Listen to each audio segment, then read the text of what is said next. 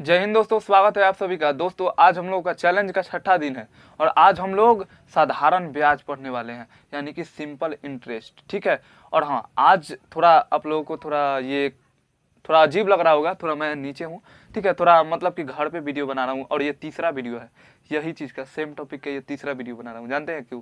क्योंकि यहाँ पे घर पे जानते हैं शोर होता है इधर उधर, लेकिन हाँ यार, अपलोड तो करना ही है वीडियो एकदम 21 दिन तक लगातार, तो इसीलिए मजबूरन बनाना पड़ रहा है यहाँ पे। ठीक है। और आज चूंकि संडे था, कोचिंग में नहीं गया हूँ, तो इसलिए कोचिंग में आज वीडियो नहीं बना पाया हूँ, यहाँ पे बना रहा हूँ। ठीक है। तो ठीक है, तो देखते हैं कि आखिर ये सिंपल इंटरेस्ट होता क्या है। और हाँ, जिन लोगों को लग रहा है ना कि यार ये क्या बेसिक सा पढ़ा रहा है, बेसिक सा क्या पढ़ा रहा है, तो मेरे चैनल पे भाई आप लोग मतलब कि 90% मेरे चैनल पे क्या 18 से लेकर 25 तक के मेरे भाई बहन, बड़े भाई बड़ी बहन है लोग। ठीक है, इतना है लोग। और 10th के भी हैं कुछ भाई लोग, ठीक है, 9th के भी हैं।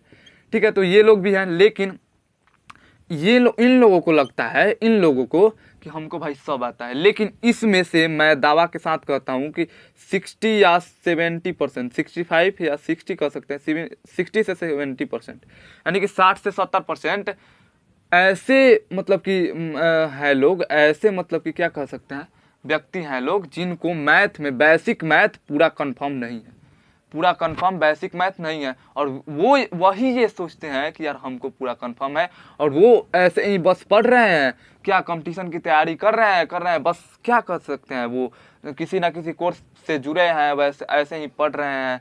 ठीक है, और मतलब कि ऐसे ही रट रहे हैं, भूल रहे हैं, पढ़ रहे हैं। तो ऐसा क्यों हो रहा है? ऐसा नहीं होना चाहिए।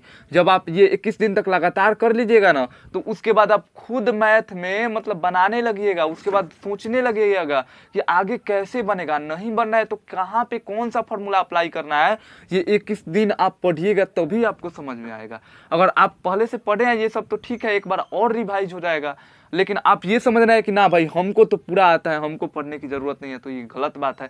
एक बार देखिए तो कि आता है कि नहीं आता है, एक बार आजमाइए तो। ठीक है, चूंकि व्यूज नहीं जा रहा है, क्योंकि व्यूज तभी जाता है, लोग देखते हैं तब, तो इस पे मतलब कि देख नहीं रहे हैं, तो क्यों नहीं देख रहे हैं भाई, यही कारण हो सकता है।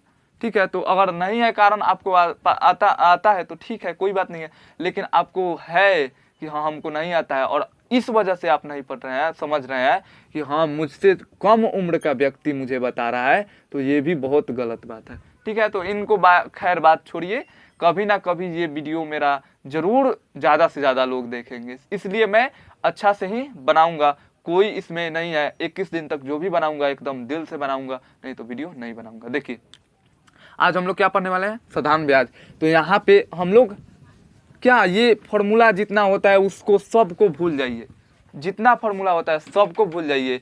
बस आप यहाँ पे माइंड को कंसंट्रेट करिए, मतलब क्या, माइंड को एकत्रित करिए। देखिए जैसे मान लीजिए एक कहानी से समझते हैं, या एक रियलिटी भी कह सकते हैं। ये है, ये मान लीजिए एक व्यक्ति है, क्या है, एक ये व्यक्ति है जो कि एक व्यापारी है, व्यापारी कह सकते हैं, और इनको पैसे की ज़रूरत है। मान लीजिए इनको पैसे की ज़रूरत है, तो ये किसी व्यक्ति के पास, और व्यक्ति के पास गए, किसी और व्यक्ति के पास जिसको पैसा है। ठीक है, और ये है, ठीक है, और इसके पास पैसा है। ठीक है, इसके पास पैसा है, तो इन्होंने कहा कि मुझे पैसे की ज़रूरत है, तो इन्होंने कहा कि कितने चाहिए, तो इन्होंने कहा कि 500 रुपये। अब ये 500 रुपये हो गया आपका मूलधन। अभी समझते चलिएगा, इसको पी से सूचित किया जाता है, अभी बाद में समझाऊंगा। मतलब कि उधार लिया गया या उधार दिया गया जो राशि होता है उसे मूलधन कहते हैं। ठीक है, अब इन्होंने कहा कि कितने वर्ष के लिए चाहिए भाई, तो इन्होंने कहा कि मुझे 2 वर्ष के लिए चाहिए, तो ये समय काल हो गया। समय काल यानी कि इसको टी से सूचित किया जाता है, समय हो गया। ठीक है, तो फिर इसने कहा कि भाई कितना ब्याज लोगे, कितना % दर लोगे, तो इन्होंने कहा कि मुझे प्रति सैकड़ा मतलब कि 100 रुपए का 2 रुपए दे देना है 1 साल का। अभी समझेंगे, 2 रुपए, या कह सकते हैं कि 5 रुपए, मान लीजिए कि मुझे 100 रुपए का 5 रुपए मुझे दे देना प्रति साल, मतलब कि 100 रुपए का 5 रुपया 1 वर्ष में, 1 वर्ष में। ठीक है, अभी समझेंगे, अभी और देखिए ये हो गया। अब समझते हैं कि अगर अब इतना हो गया, अब 2 साल बाद ये इनके पास ये पहुंचते हैं देने के लिए पैसा। ठीक है, तो कितना ब्याज होगा भाई, कैसे हिसाब लगाया जाएगा, तो सूत्र नहीं अप्लाई करना है, आप खुद से सूत्र बनाइएगा। देखिए 500 रुपया है ना, 500 रुपया, तो 500 रुपया यहाँ पे रखिए, और आपको क्या करना है, 5 रुपया ना प्रति 100 पे देना है। मतलब कि 5 रुपया देना है। 100 रुपये अगर ले रहे हैं हम और 1 साल के लिए दे रहे हैं तो 5 रुपये हमको मिलेगा। ये सेट समझ रहा है, यही है, ठीक है, यही चीज़ है, ठीक है। तो ये कैसे निकालेंगे कि 500 का कितना होगा, तो आप बाटा में 100 और गुना में 5 कर सकते हैं। नहीं समझ में आया, कोई बात नहीं। मान लीजिए आपने 10 आम खरीदे कितने रुपए में, 50 रुपए में। आपको 20 आम खरीदने हैं, 20 आम खरीदने हैं तो कितने रुपए के होंगे, आप कैसे निकालेंगे, एक आम का दाम निकालेंगे, यहाँ पे 500 लिख दिया मैंने, एक आम का दाम निकालेंगे तो कितना आएगा, 5 रुपया, भाग देंगे ना, या तो क्या आ जाएगा, यहाँ पे 20 आम का निकालना है तो 100 आ जाएगा, ठीक है, 100 आ जाएगा। लेकिन एक और भी तरीका है कि आप 20/10 करेंगे तो क्या आएगा, यहाँ पे आप फिर उसके बाद गुना में कितना चाहिए, यहाँ पे 50 रुपया है ना, 10 आम का दाम है 50 रुपया, तो 20/10 गुना में 50 करेंगे तो यही आएगा। देखिए काटेंगे तो क्या आ जाएगा, 100 आ गया, देखिए तो 100 रुपया आ गया। वही चीज़ यहाँ पे है, आप 500/100 कर सकते हैं, गुना में कितना चाहिए, 5 रुपया, 100 रुपये का 5 रुपये है तो 500 का चाहिए तो 500/100 गुना में 5, ठीक है, ये हो गया। अब बोले हैं कि हमको 2 वर्ष के बाद जा रहे हैं ना, तो फिर गुना में करेंगे 2, ठीक है। इतना तो 1 वर्ष का ना हुआ, और 2 वर्ष के लिए किसी का चीज़, अब मान लीजिए कि हमको चाहिए 5 रुपया, 2 दिन चाहिए तो क्या करेंगे, 2 दिन 5 रुपया, 5 + 5 ये 10 रुपया ना होगा, और 2 दिन का 1 ही दिन मांगना है तो 5 गुना 2 करेंगे या 5 + 5 करेंगे। यहाँ पे ऐसे ही निकाल दीजिए, या इसको 2 से गुना करिए या 2 बार इसको ही जोड़ दीजिए लाकर, तो ऐसे कर देंगे, ठीक है। तो ये आ गया, आप काटिएगा तो कितना आ गया, 50 25 25 दूना 50 रुपया, यानी कि ये इनको क्या मिला, 50 रुपया मिला ना इनको, तो ये 50 रुपया जो अधिक मिला इसको कहते हैं ब्याज। इसी को ना ये गए थे तो 50, तो ये कितना लौटाएंगे, 500 लौटाएंगे, अब प्लस में ये 50 रुपया ब्याज लौटाएंगे। तो जो इनका जो दोनों मिल के जो लौटाएंगे इसको कहते हैं मिश्रधन।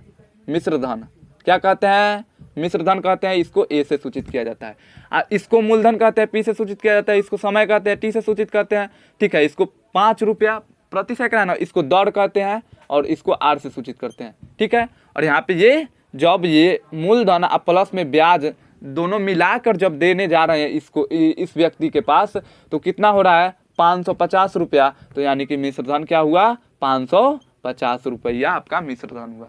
समझ में आया, ये आप आराम से निकाल सकते हैं। अब देखिए आप यहाँ पे समझिएगा कि अगर डायरेक्ट आपको मिश्रधन निकालना है तो आप कैसे निकालिएगा, ठीक है। डायरेक्ट यहाँ पे ये तो फॉर्मूला आप निकाले ना, क्या था, ये 500 बट्टा में ये 100 था ना, और गुना में ये 5 था, गुना में फिर क्या था, 2 वर्ष के लिए। यहाँ पे आप खुद से फॉर्मूला निकाल सकते हैं, ये ब्याज था ना, ब्याज बराबर आप खुद से बनाए थे ना, ब्याज का क्या होता है, इसको आई से सूचित किया जाता है, तो आई बराबर क्या होगा, ये क्या था, मूलधन को क्या कहते हैं, पी, अब बट्टा में ये 100 तो 100 ही रहेगा, और फिर गुना में ये क्या था, ये दर था जिसको आर से सूचित किया जाता है, गुना में ये क्या था, समय जिसको टी से सूचित किया जाता है। आपने ही सूत्र बना दिया, खुद से ही सूत्र बना दिया, कोई जरूरत नहीं है सूत्र बनाने, मतलब देखने की, ठीक है। अब देखिए आई बराबर ऐसे सूत्र रहता है, बट्टा में 100 रहता है, ठीक है, पी गुना आर गुना टी रहता है, ये रहता है, हो गया, यही आप सूत्र बना सकते हैं। अब मान लीजिए आपको क्या करना है, मूलधन ज्ञात करना है, तो ये ब्याज हुआ ना, प्लस में यहाँ पे अगर पी करें तो ये मूलधन हो गया, मूलधन प्लस ब्याज बराबर क्या होता है, ये मिश्रधन होता है, मिश्रधन होता है ना, तो मिश्रधन हो गया। इधर भी जब इधर पी जोड़ेंगे तो इधर भी पी जोड़ेंगे। अब देखिए यहाँ पे मिश्रधन बराबर क्या हो जाएगा, आप ही निकालिए, ये पी कॉमन लीजिएगा ना, पी कॉमन लीजिए, क्या हो जाएगा, ये आर गुना टी बट्टा में 100 और प्लस में ये 1, या ऐसे रहता है पी इंटू 1 प्लस आर गुना टी, वही बतवा है, बट्टा में 100। कोई भी किताब उठाकर देख लीजिएगा, यही फॉर्मूला रहेगा। अब आप ये देखिए अपने से निकाल लिए ना, अब यहाँ पे मान लीजिए आपको क्या निकालना है, पी का मूलधन निकालना है, तो इसको छोड़ दीजिए, सबको इधर कर दीजिए। आपको दर निकालना है तो इसको छोड़ दीजिए, सबको इधर कर दीजिए। यहाँ पे भी आप चाहेंगे तो निकाल सकते हैं, यानी कि अब आप स्वतंत्र है कोई भी फॉर्मूला निकालने के लिए, बस यही होता है, ठीक है। तो अब आप आराम से कोई भी क्वेश्चन देखिएगा, जितना भी बेसिक का होगा सब आपसे बन जाएगा, ठीक है। तो चलिए मिलते हैं नेक्स्ट वीडियो में नेक्स्ट टॉपिक के साथ। नेक्स्ट टॉपिक क्या होगा, चक्रवृद्धि ब्याज। तो इसमें क्या होता है कि मूलधन फिक्स रहता है, लेकिन उसमें मूलधन क्या होता है, जुड़ते रहता है, ब्याज के साथ मूलधन मिश्रधन बनता है, और फिर अगले साल वही क्या बन जाता है, मूलधन बन जाता है। मतलब कि मिश्रधन मूलधन बनेगा, और फिर जो बनेगा फिर मिश्र धन बनेगा, वो भी फिर मूलधन बन जाएगा, वो समझेंगे कल। ठीक है, तो चलिए आज के लिए बस इतना ही। चलिए मिलते हैं नेक्स्ट वीडियो में नेक्स्ट टॉपिक के साथ नेक्स्ट डे। तब तक के लिए जय हिंद।